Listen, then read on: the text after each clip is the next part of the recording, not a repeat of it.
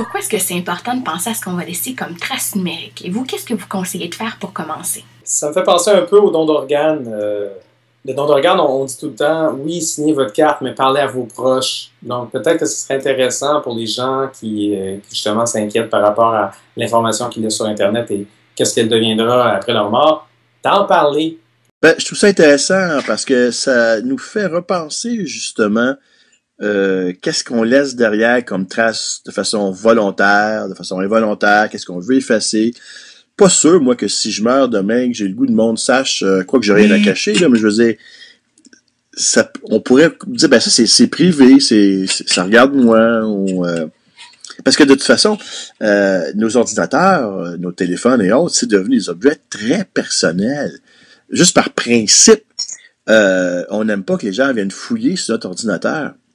Alors, que se passe-t-il, Marie-Michel, si du jour au lendemain, nous ne sommes plus là? Votre ordi est-il en état? Faire le ménage. Ça, par contre, j'avais déjà l'habitude de le faire, de penser aux services auxquels on a essayé une fois, là, puis qu'on n'est pas revenu. Si on a laissé des trucs là, juste de fermer nos comptes ou de vider les trucs pour garder ça strict minimum. Je dirais que l'un des conseils que l'on peut donner, c'est de faire un état des lieux des données numériques, comme on ferait un inventaire d'un appartement, pour savoir finalement ce qui va être sujet et objet de cette question de l'héritage numérique, pour ensuite décider de ce qu'on veut en faire. Dès lors qu'on a une meilleure idée de ces biens numériques, la question de savoir s'il faut se confier à un notaire, ou disons essayer de prévoir des dispositions spécifiques dans le testament, prend tout son sens. OK, donc on fait le ménage, on fait l'inventaire. La prochaine étape, ça serait quoi? On peut demander à vérifier les conditions d'utilisation de chacun des sites où je fais affaire, ou en tout cas ceux que je considère suffisamment importants sur lesquels je veux m'assurer de ce qui va se passer après mon décès, voir qu'est-ce qui se passe dans ces conditions d'utilisation-là. Dans certains cas, les sites vont nous dire, dès qu'on est avisé du décès, on efface tout. Donc, ça me donne quoi dans mon testament de transférer les données qu'il y a sur ce site-là si en partant, ils vont tout effacer?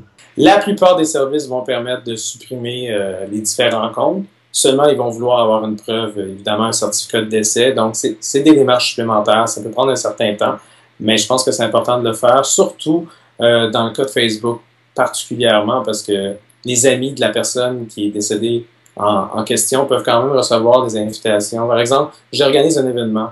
J'ai une amie l'an dernier qui est décédée, mais je reçois quand même la notification. Ah, vous devriez peut-être l'inviter. Et même auparavant, on parlait de ah, ça fait longtemps que vous n'y avez pas parlé, laissez-y un message sur son wall. Non, c'est parce qu'elle est morte. C'est important de garder le contrôle de sa vie, même après sa mort.